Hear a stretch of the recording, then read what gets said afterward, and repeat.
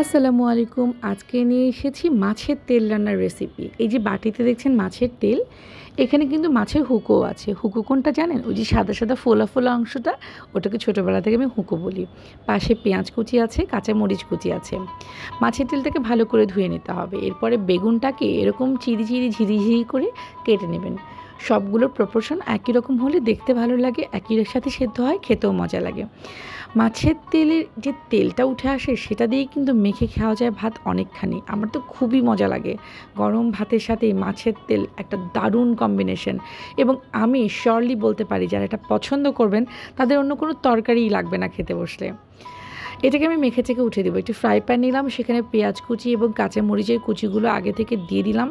এটাকে মাখিয়ে চাখিয়ে উঠিয়ে দেবো, কারণ বেগুন বেশি নাড়াচাড়া করলে একটা গন্ধ বের হয়, বেগুনের একটা আলাদা স্মেল তৈরি হয় যেটা খেতে ভালো লাগে না। তাই বেগুনের তরকারি যত কম নাড়বেন তত সুস্বাদু হবে। লবণ দিয়ে দিলাম। এরপরে এখানে দিয়ে দিচ্ছি পরিমাণ মতো হলুদ গুঁড়ো। আপনারা কিন্তু কাঁচামরিচটা নিজেদের পছন্দ মতো ঝালটা বাড়িয়ে কমিয়ে দেবেন। এখানে আমি শুকনো মরিচের গুঁড়োও অ্যাড করব। শুকনো মরিচের গুঁড়ো, হলুদ গুঁড়ো, লবণ, কাঁচামরিচ, পেঁয়াজটাকে প্রথমে এখানে দিয়ে দিলাম। এই পর্যায়ে আপনারা জিরে গুঁড়োও দিতে পারেন। আমি জিরে গুঁড়োটা ভুলে গিয়েছিলাম, এই জন্য পরে এটাকে যোগ করেছি। এরপরে এখানে সয়াবিন তেল দিচ্ছি। তেলটাও পরিমাণ বুঝে দিবেন। তেল কম দেওয়াই ভালো, কারণ মাছের তেল থেকে অলরেডি তেল ছাড়বে। তারপর আমি একটু পরিমাণে বেশি তেল দিয়েছি, কারণ বেগুনের এই মাছের তেল রান্নার যে তেলটা উঠে আসে সেটা মাখিয়ে ভাত খেতে আমার দারুণ লাগে। এরপরে এটাতে বেগুন দিয়ে দিলাম, মাছের তেলগুলো দিয়ে রাখলাম, সবগুলো কিন্তু ধুয়ে রাখা আগে থেকেই।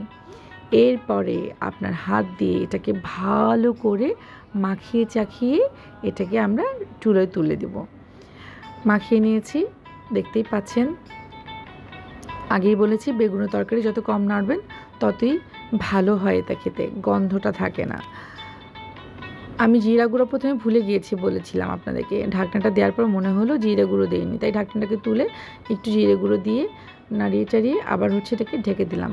এবং এটা হতে খুব বেশি সময় লাগে না, পানিও খুব কম লাগে, বেগুন থেকেই পানি ছেড়ে দেয়। দেখতেই পাচ্ছেন আমি একটুখানি ঢাকা দিয়ে রেখেছিলাম, তাতেই বেগুনটা নরম হয়ে গেছে। আর একটুখানি একবারের মতো উল্টে পাল্টে দিয়ে আমি এটাকে আবার ঢেকে দেবো। আর সেকেন্ডবার যখন এটাকে ঢাকনাটা তুলবো তখন এখানে আমি অল্প করে পানি যোগ করব। আমার বেগুনের তেল রান্নাটা অলমোস্ট কিন্তু হয়ে গেছে, মানে এটাকে জাস্ট একটু তেল পানি যেটা আছে বাড়তি পানিটা শুকিয়ে যাওয়ার পালা, শুকিয়ে গেলে আমরা নামিয়ে ফেলবো। এই যে দেখতে পাচ্ছেন একদম অল্প 1/3 কাপের চেয়েও কম পানি যোগ করেছি আমি এখানে, শুধুমাত্র মশলাটাকে আর একটু মাখো মাখো করবার জন্য।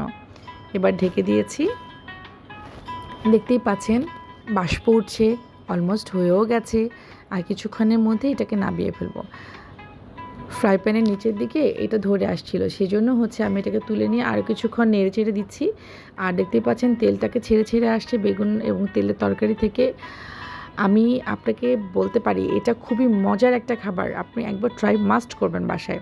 এবং আমি শিওরলি বলতে পারি এটা যারা পছন্দ করবেন তাদের সাদা ভাতের সাথে একটুখানি আলু ভর্তা এবং এই তরকারিটা দারুণ একটা কম্বিনেশন। তরকারিটা অলমোস্ট হয়ে গেছে, এখন আমরা নামিয়ে ফেলবো বেগুন এবং তেলের তরকারিটা। দেখতেই পাচ্ছেন কি সুন্দর, কি লোভনীয়, তাই না? এই যে নামিয়ে ফেলেছি, এখন শুধু গরম ভাতের সাথে মাখিয়ে খাওয়ার পালা।